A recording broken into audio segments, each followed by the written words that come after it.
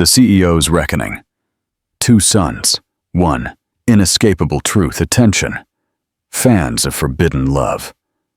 If you believe that money can't buy happiness or silence the past, you must hit subscribe and smash the like button now.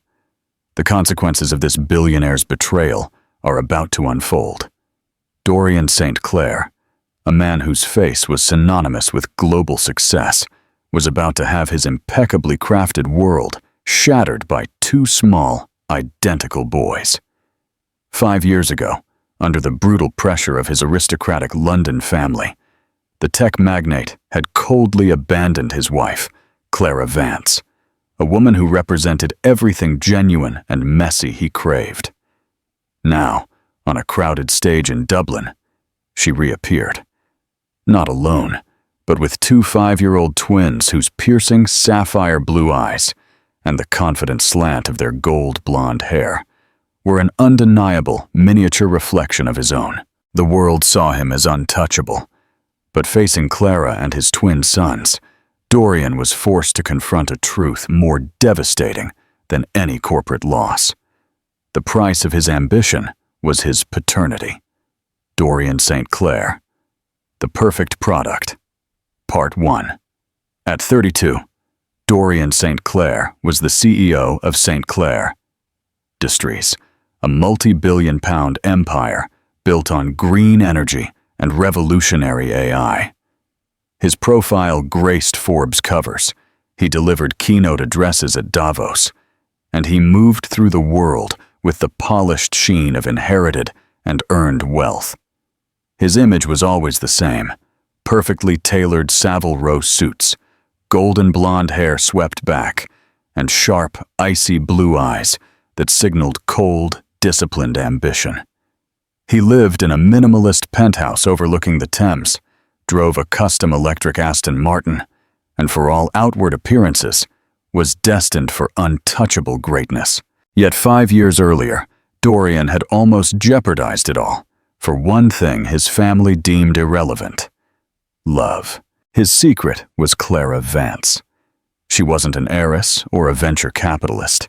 She was a graduate student from Dublin, studying sustainable architecture on scholarships and part-time jobs, with paint often staining her trousers and notebooks full of chaotic, inspired sketches.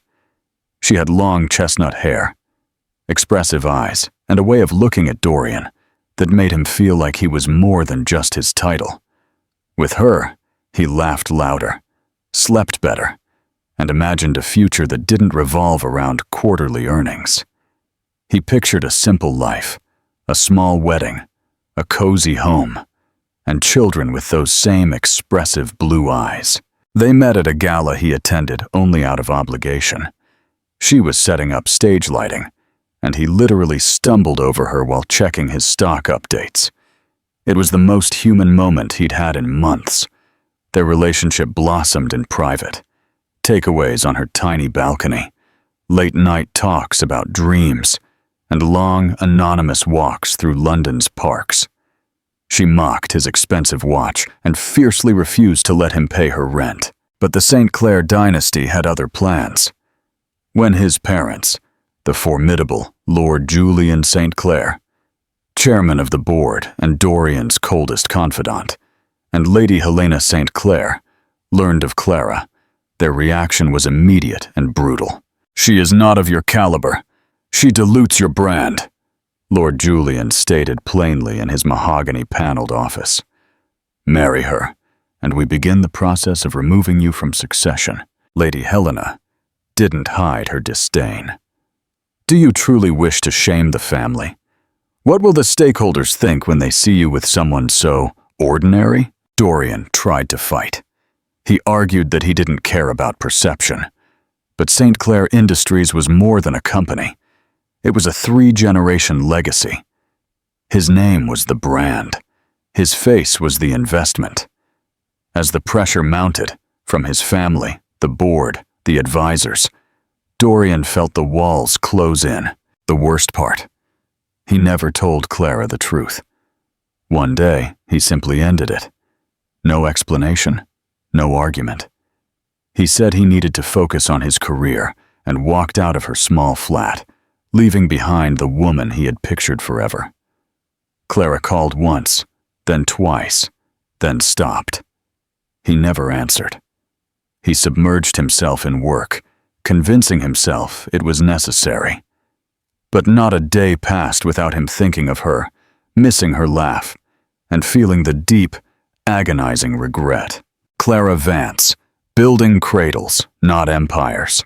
Clara never believed in fairy tales, but falling in love with Dorian St. Clair felt perilously close to one.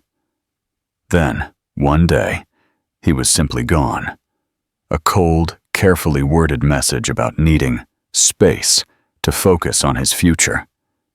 She waited, called, left a long, desperate voicemail, but the silence was definitive. She plunged into her architectural studies, trying to drown her heartbreak in blueprints and deadlines. But weeks later, she noticed the changes, the fatigue, the nausea, the delay. It was stress, she told herself. But when the test showed the word positive, her breath seized. The doctor confirmed her pregnancy, but the ultrasound revealed something she hadn't expected. 2 heartbeats. Twins. 2 vibrant lives growing inside her. 2 reminders of the man who had walked away without looking back. She considered calling him again, but remembered the silence. The cold response from his assistant. The realization hit her. He was not coming back. Clara decided to leave London. She found a job in a smaller firm in Dublin, a place where no one asked about her past. She rented a modest apartment and lived carefully. The twin pregnancy was brutal, but she was tougher. She worked through swollen feet, sleepless nights, and the crushing fear of being utterly alone. She gave birth to 2 healthy, beautiful boys, Caleb and Finn. They had the same startling gold blonde hair and the most intensely blue eyes she had ever seen. They were 2 small, perfect versions of the man she had loved. At first, it broke her heart to see him in their faces.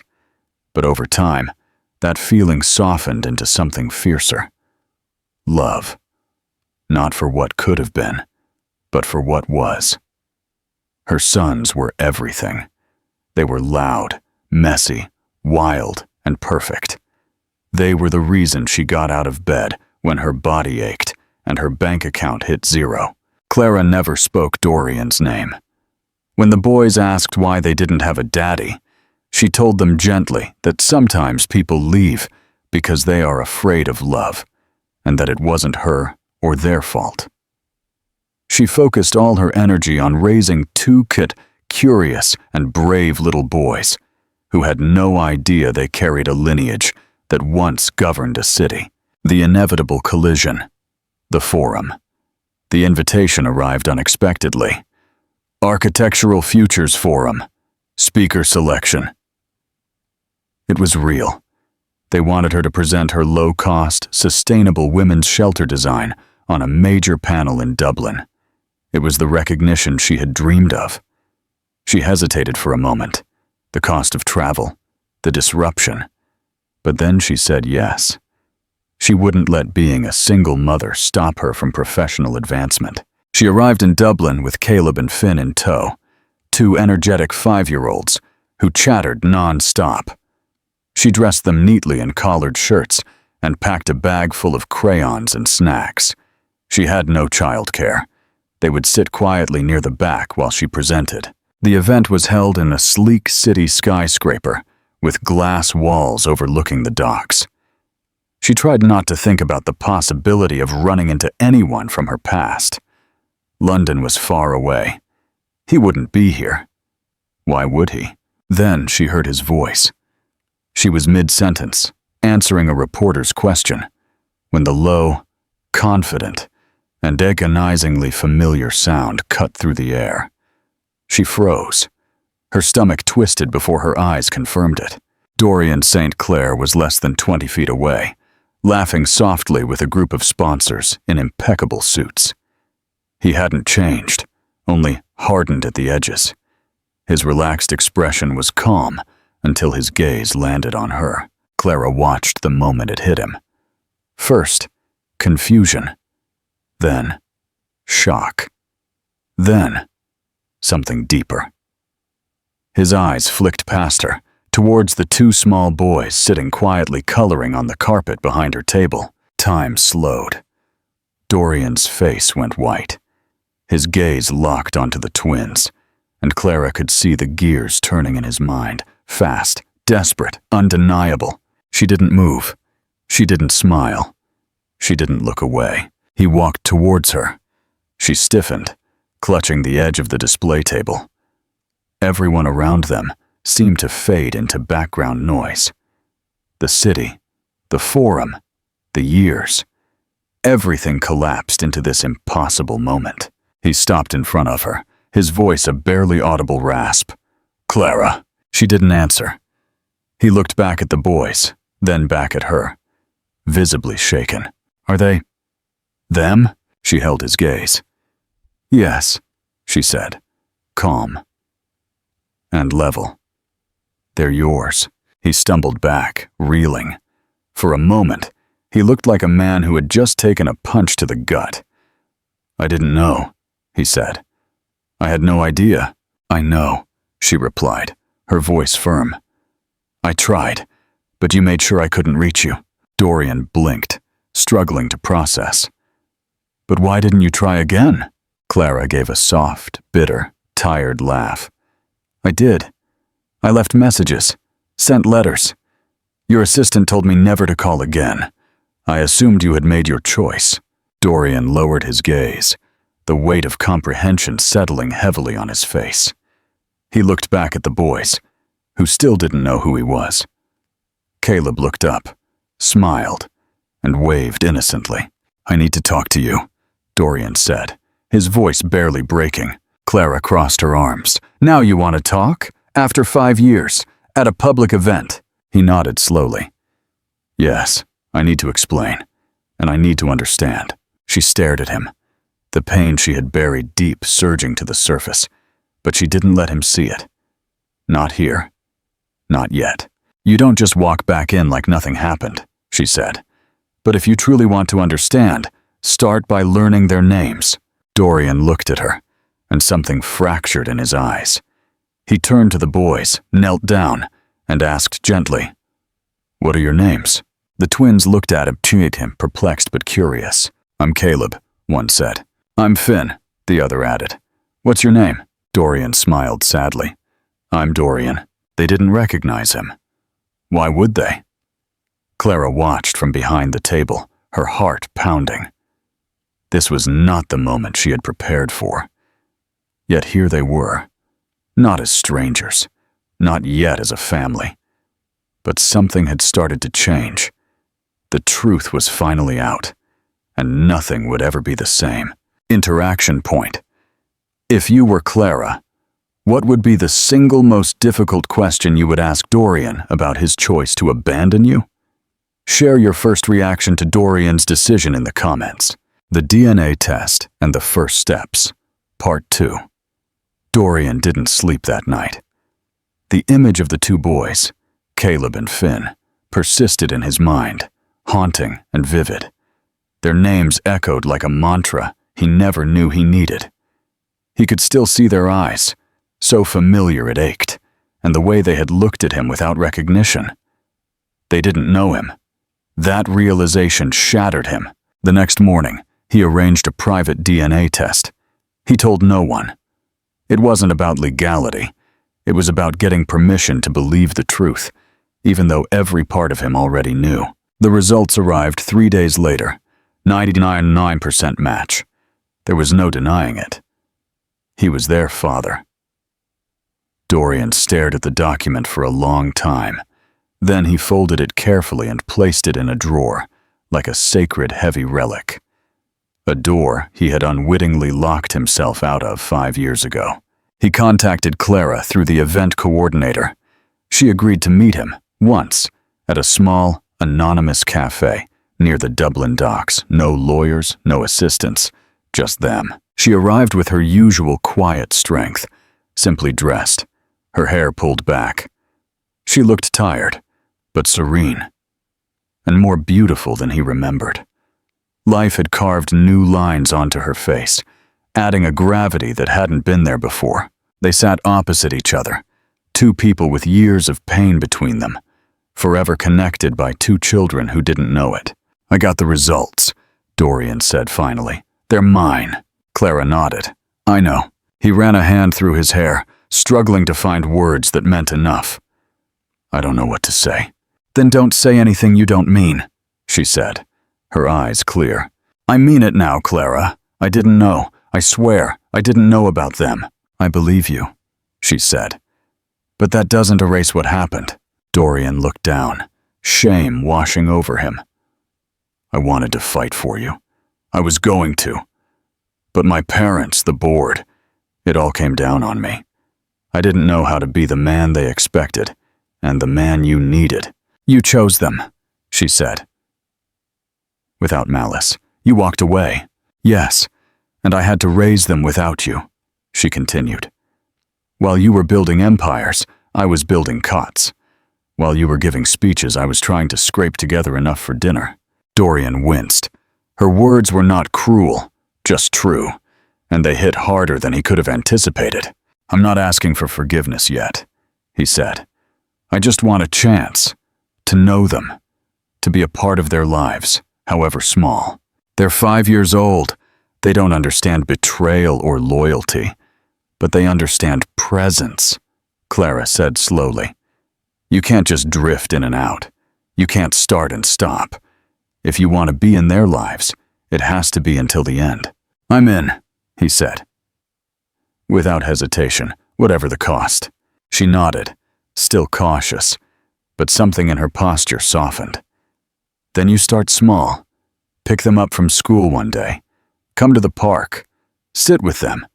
Let them approach you. If they ask questions, answer honestly. If they run away, don't chase them. Just be there." Dorian nodded, humbled. "Okay, I can do that." Leaving the cafe, they parted without embraces or promises, only a fragile understanding. Clara walked ahead, and Dorian followed at a respectful distance. Not as a couple, not yet as a father, but as a man finally trying to correct what had once gone so terribly wrong. The Cost of Presence. Part 3. Dorian's first visit to the boys' school was nothing like the corporate events he was used to. He stood awkwardly by the school gate, dressed in a casual cashmere sweater and jeans, unsure where to put his hands. He'd signed off on billion-pound acquisitions without a sweat, but waiting to collect his sons who didn't even know they were his, made him feel like a nervous teenager. Clara had carefully set the stage.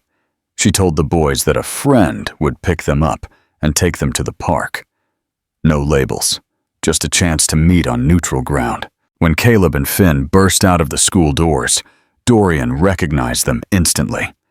Their blonde hair gleamed in the sunlight, and their identical blue eyes lit up when they saw him, though they didn't quite grasp who he was. He knelt down, unsure of the script. "Hi, I'm Dorian. Your mom asked me to take you to the park today. Is that okay?" The boys looked at each other, then back at him. Caleb tilted his head.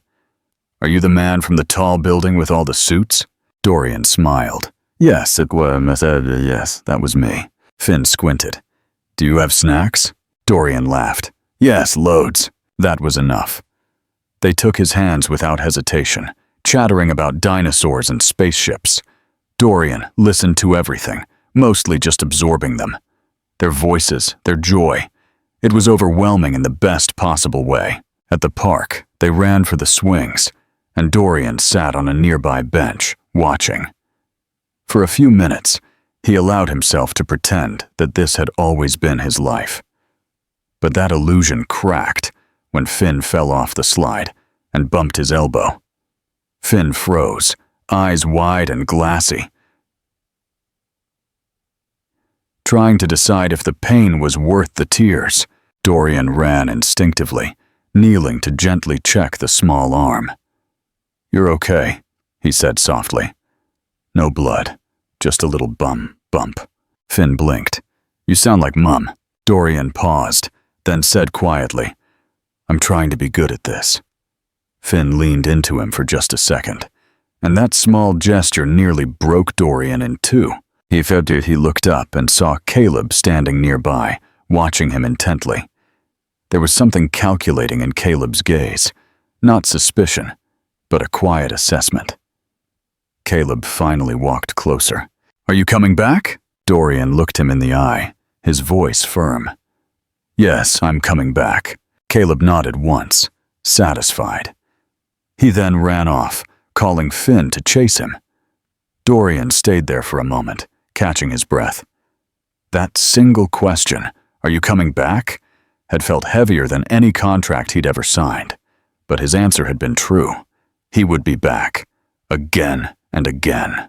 The visits continued, quiet and consistent. Dorian showed up at school pickups, at the park, at classmate birthday parties he didn't know. He learned which juice boxes they hated, which superhero was currently in fashion, and how to separate them when they fought over a toy. He learned to kneel down and truly listen, to put his phone away, to simply be there. In time, the boys grew accustomed to him. They laughed more. They spoke his name with a little more familiarity. Caleb began to ask questions. Did you know Mom when she was young? Do you live in a really big house? Why don't you have any kids? Dorian answered honestly, carefully. One afternoon, as they walked back to Clara's flat, Finn took his hand without being asked. Caleb did the same, then looked up and asked, Why do you always smile when you talk to us? Dorian looked down at them both, their cheeks flushed from running, their matching backpacks bouncing. Because I'm lucky, he said simply. I get to be here with you. Clara waited at the door, arms crossed. She always watched him closely after every visit, as if measuring whether he had earned another. But this time, something shifted. She saw the boys rush inside, laughing, telling her about the swings. And then she looked at him. You didn't leave today, she said softly. You stayed even when Finn was scared. You stayed even when Caleb went quiet. Dorian nodded. I told them I would. Clara looked down, then back up at him. Keep doing that, just like that. Without grand gestures or emotional speeches, the wall between them lowered. It wasn't gone, but it had thinned. And Dorian knew this wasn't about being forgiven in one moment. It was about showing up in hundreds of them. And he would. Always. The name, Part 4. Dorian hadn't expected the word to come so soon. Nearly 3 months had passed since he started seeing Caleb and Finn regularly. He never missed a visit. He was never late. He had accepted that. For now, he was just Dorian, the man who brought good snacks, played tag without checking his phone, and laughed at their jokes. But one Saturday afternoon, something changed.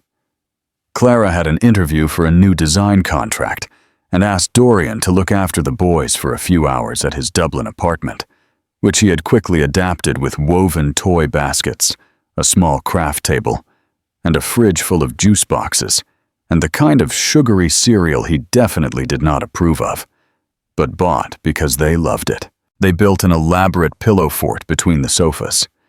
Caleb declared himself captain. Finn insisted on being the science officer. Dorian played along as Commander Dad, a name Finn invented mid-game and said without thinking. Dorian froze for a second, startled by the word Dad. He didn't respond immediately, afraid that if he reacted too strongly, Finn would take it back. So he just smiled and kept playing. But inside, he was a whirlwind. The word kept echoing in his mind. He hadn't earned it yet. Or maybe he had, little by little. Not through grand gestures, but through consistency, time, and quiet love. Later that evening, after dinner, and lying under the still-standing pillow, Fort watching a cartoon, Finn snuggled up next to him and looked up. Can I call you Dad now, or do I have to wait? Dorian felt his throat tighten. He looked at Finn's small, serious face, then at Caleb, who was also watching. clutching his favorite plush dinosaur. Dorian reached out and hugged them both. "You can call me whatever feels right," he said, his voice husky. "But if you want to call me Dad, I would be very proud of that." Finn nodded. Caleb gave him a small smile, the kind that says more than words. That night, Clara came to collect them. She found them asleep on the sofa, Finn resting on Dorian's chest. Caleb nestled beside him, both snoring softly. Dorian had fallen asleep too, his arm protectively around both, the TV still on low volume in the background. She didn't wake them immediately. She stood there for a long moment, just watching. Something deep inside her, something that had been locked away, began to move. She saw how safely Dorian held them in their sleep. When she finally woke him, Dorian slowly stirred. "I'm sorry," he whispered. "We must have all fallen asleep." Clara shook her head. They were happy. That's what matters. As she gently roused the boys, Dorian watched. "Finn called me Dad today," he said quietly. He asked if it was okay. Clara didn't speak immediately. Then she looked at him and said, "He wouldn't have asked if he didn't already feel it." The drive home was quiet. Dorian rode in the back seat with the children, holding their hands as they slept. Clara watched in the rearview mirror, and something inside her settled for the first time in a long time. The walls she had built to protect herself began to fall. Not all at once, but piece by piece. The final confrontation. Part 5. Dorian hadn't planned to confront his parents.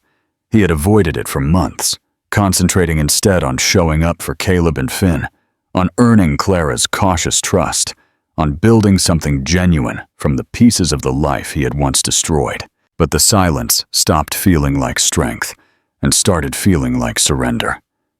The more he embraced fatherhood, the more unbearable it became to know that his parents had stolen this from him. He needed to face them, not for closure, but for clarity. He arrived at the St. Clair estate in London on a crisp Sunday morning. Lord Julian received him in the library, sitting in the same leather chair where so many past conversations had been framed as sermons. Lady Helena appeared moments later, immaculate as always. "I'm surprised you came," his father said, crossing his hands. "We didn't think we would hear from you again." Dorian didn't sit. He stood near the fireplace, his posture quiet but unyielding. "We need to talk. About Clara. About the children." Lady Helena stiffened at the mention of her. "We warned you about her years ago." Dorian turned to her, his voice sharp but controlled. "You didn't warn me. You lied to me. You blocked letters. You ignored calls. You told people to keep her away from me." His father's eyes narrowed. "We did what was necessary to protect your future. You were emotional, unfocused. You would have thrown away your entire legacy for a girl who had nothing." Dorian took a deep breath, fury rising in his chest. "That girl is the mother of my children.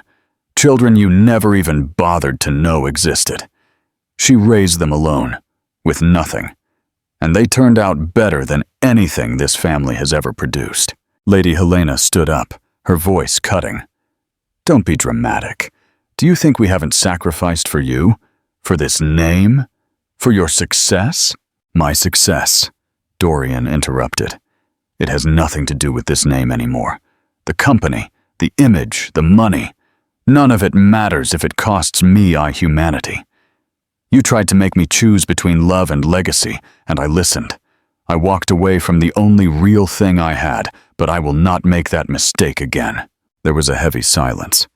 His father leaned back, his tone suddenly colder, more strategic. "And now what? You'll play house with a woman and pretend you're a family man? Do you think the world will swallow that?" Dorian looked at him, disgusted. "I don't care what the world swallows. I care what Caleb and Finn see when they look at me. I care what kind of man I am when I tuck them into bed. And I care about the woman who carried that burden when I left. I am not here for your blessing," he finished. I am here to tell you your control ends now. If you cannot accept my family, you will not be a part of our lives. That is your choice. But I am done living under your version of success." They didn't respond immediately. There was a visible fracture in the illusion of power they had always held over him. For the first time, Dorian wasn't the boy seeking approval. He was the man drawing the line. "I pity you," he added softly. "You will never know them. You will never hear Caleb explain how he thinks the moon controls feelings, or see the way Finn draws his dreams. You will miss everything, and one day you will realize you traded your grandchildren for control." He turned and walked out, leaving them in their perfect, empty house. When he returned to his apartment, Clara and the boys were waiting. She looked up when he entered, reading his face instantly. "Did you tell them?" she asked. He nodded. "Everything." "And?" "They didn't take it well." Clara stepped closer. "Do you regret it?" Dorian looked at his sons, who were building block towers on the floor, their laughter echoing through the room. "Not for a second," he said. The Silent Power, Epilogue. The following night, after the boys were asleep, Clara handed Dorian a small, plain box. Inside was a photograph, one she had taken weeks earlier when he wasn't looking. He was sitting on the grass at the park, Finn in his lap. Caleb nestled beside him, all three laughing uproariously. She had printed and framed it, a silent gesture, a thank you, a beginning. Dorian held the photo for a long time before placing it on the shelf next to the children's art projects. He no longer needed validation from anyone but them, his family, his future. The life he chose, finally, on his own terms. A year passed. Dorian's mornings began with spilled cereal and the joyous chaos of getting 2 5-year-olds out the door. His nights ended with bedtime stories and small hands curled against his shirt. His London apartment had been transformed from a sleek bachelor pad to a warm, lived-in home where finger paintings covered the walls. Clara had softened too.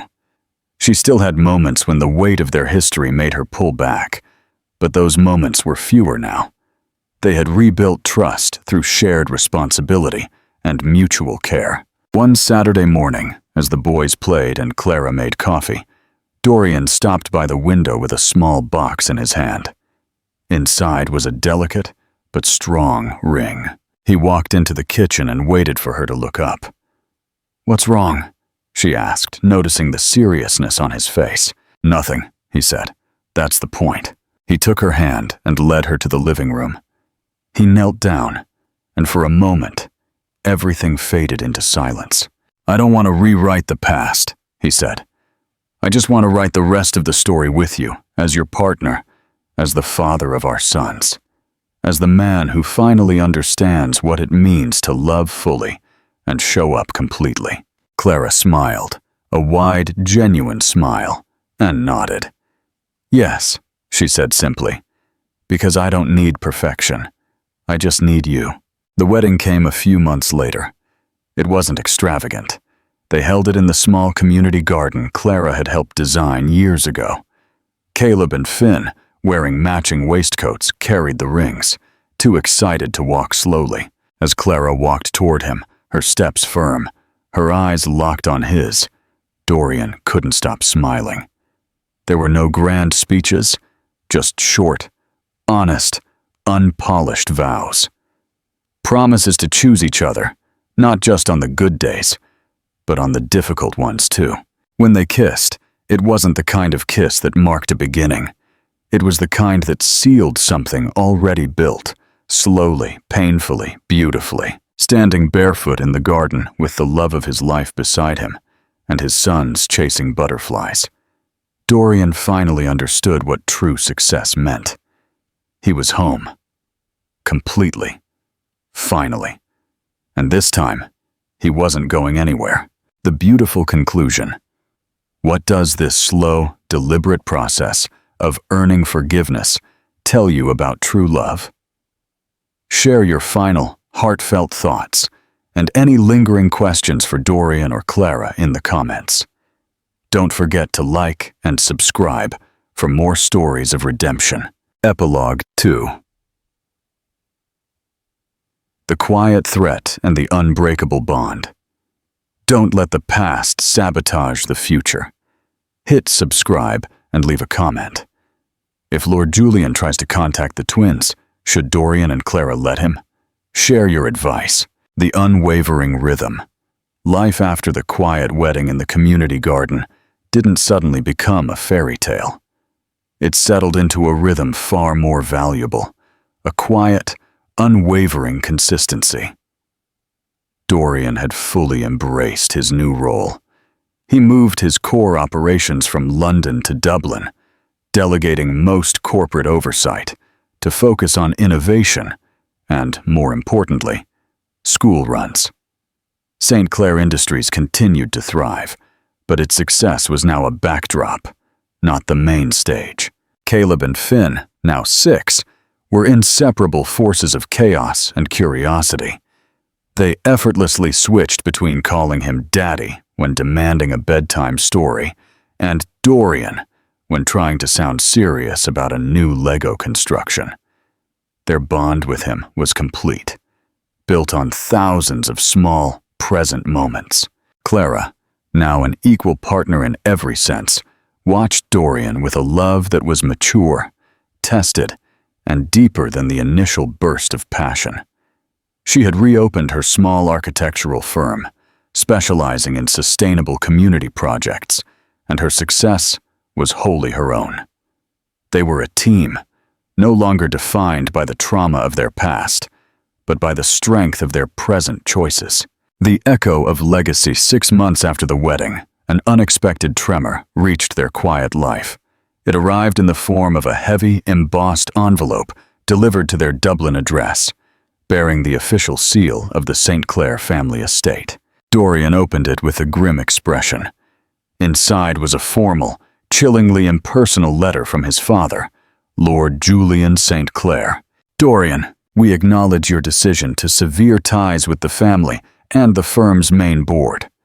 However, it has been noted that the children, Caleb and Finn St. Clair, Lord Julian deliberately used his own surname, carry the St. Clair legacy. Regardless of your personal choices, the bloodline is paramount. We have established a substantial trust fund for their education and future. We expect to begin formal visitation arrangements immediately to ensure they are properly educated on their heritage. This is not a request, but an obligation to the name. Clara, reading the letter over his shoulder, felt the familiar cold knot of fear. Lord Julian wasn't trying to make peace. He was trying to reassert control through the one thing Dorian cared about: his sons. He is trying to buy their attention, Clara said, her voice low. Trying to introduce the legacy he forced you to choose over me. He's trying to remind me that I don't truly own my life, Dorian countered, crushing the letter in his fist. That my choices have consequences he can still manipulate. The unbreakable wall that evening, they sat the boys down. Not to discuss the letter, but to affirm their reality. Caleb, Finn, Dorian began, kneeling beside them as they ate their dinner. You two are the best part of my life, and your mom is the best part of both of yours. We chose to be a family, and we chose this life, this home, this city, this park down the road, because it makes us happy. Caleb, ever the rational one, looked up. Did the man from the very, very big house in London send you a boring letter, Daddy? Dorian smiled. Yes, he did. And he might try to contact you or your mom because he thinks he knows what's best.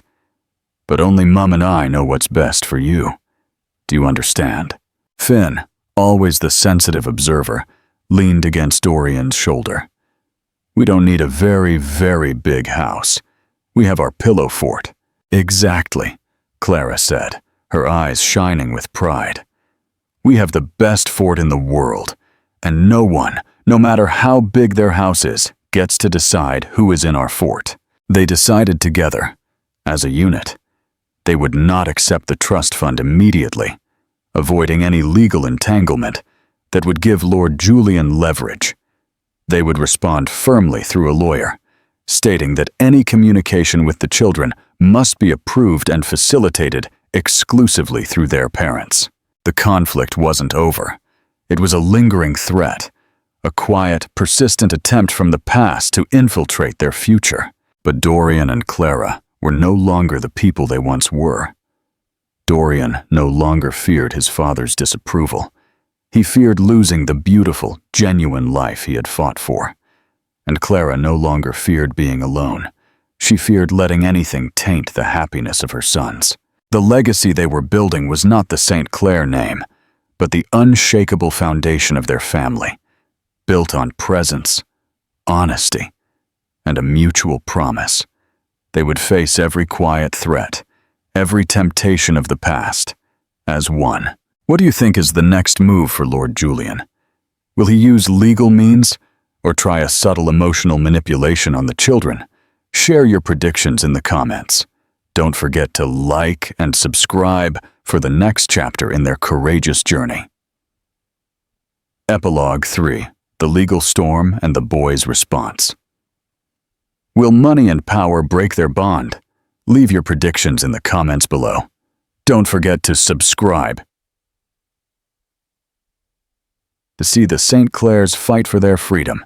The unwanted offer. Lord Julian St. Clair, a man accustomed to having his demands met with immediate compliance, was furious at the firm, but polite refusal from Clara and Dorian's lawyer. His immediate response was not to back down, but to escalate. True to his nature, he instructed his legal team to bypass the parents and file a motion with the Dublin courts, seeking grandparent visitation rights and officially naming Caleb and Finn in the public record as St. Clair heirs. The motion was a calculated act of aggression, a way to force Dorian back into the fold and put his private life under the relentless scrutiny of the elite London press.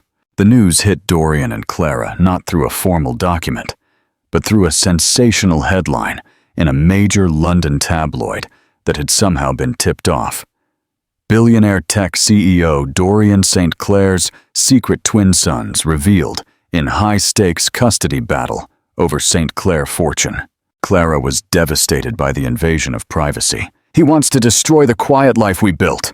He wants to destroy me by using you and the boys, Dorian replied grimly. But we are prepared. We chose our lawyer carefully. We fight this together. The Children's Council. They decided to tell Caleb and Finn about the legal battle gently, using the language of their world. Boys, Dorian began one evening, sitting with them in their beloved pillow fort. Remember the man with the very big house who sent the boring letter? Well, he wants to spend time with you, but he wants to do it on his terms, not ours. He thinks that because he has a big house and a famous last name, he gets to decide what's best. Caleb, ever the captain, frowned. But he doesn't know the rules of our fort. Exactly, Clara affirmed. And the rules of our family are that we decide together. Your grandfather is trying to use courts and lawyers to force his way in. We need to tell the court what you want. Finn, clutching his plush dinosaur, looked at Dorian. But you are our daddy. Why does he think he is? The simple question was a powerful truth. Dorian pulled him close. He thinks his money and his name make him a father. But you two taught me that love and presence are what make a father. He is my father, but I am your dad. We will tell the court that. The decision of the fort. The family's defense was built entirely around the boys' best interests and the strong, stable home Clara and Dorian had created. Their lawyer emphasized the children's emotional maturity and the potential trauma of forced visits into a cold, unfamiliar environment. But the most compelling evidence came from the boys themselves. During a supervised interview with a child psychologist appointed by the court, Caleb and Finn were asked about their family. Who is your dad? The psychologist. Dorian! They chorused instantly. What is the most important thing your family does together? Caleb thought for a moment. We build the fort. and Dad lets us be captain. Finn added, "We are safe in the fort, and nobody can come in unless we vote." When asked about the St. Clair estate, Caleb said, "It's too quiet, and they don't have good snacks." The psychologist's final report was unequivocal. The children's primary attachment was to their parents, Dorian and Clara. St. Clair. The proposed visitation would likely cause significant distress and interrupt a stable, loving environment. A quiet victory. Lord Julian's motion for visitation was ultimately dismissed. The court ruled that the parents were acting in the children's best interest by protecting their privacy and emotional stability, and there was no evidence of alienation. The victory was quiet, achieved not with a boardroom coup or a headline, but with the simple, undeniable evidence of two little boys who knew exactly who their daddy was. After the ruling, Dorian and Clara hugged their lawyer. Outside, Dorian looked at Clara, then at the sky. "We won because of the fort. We won because you showed up every single day, Dorian," Clara corrected, her hand finding his. "That is a legacy no fortune can ever buy." That night, they didn't celebrate with champagne or a fancy dinner. They celebrated in the living room, building the biggest, most elaborate fort yet, complete with a moat of blankets and a flag made from one of Dorian's old cashmere sweaters. As Dorian sat there, watching his sons laugh, he knew this was the only kind of empire he ever needed to build. What do you think Lord Julian will try next to reclaim his legacy? Will he finally accept defeat? Share your reactions to the boys' powerful testimony in the comments. Don't forget to like and subscribe for the final, heartwarming chapter of the St. Clair family saga.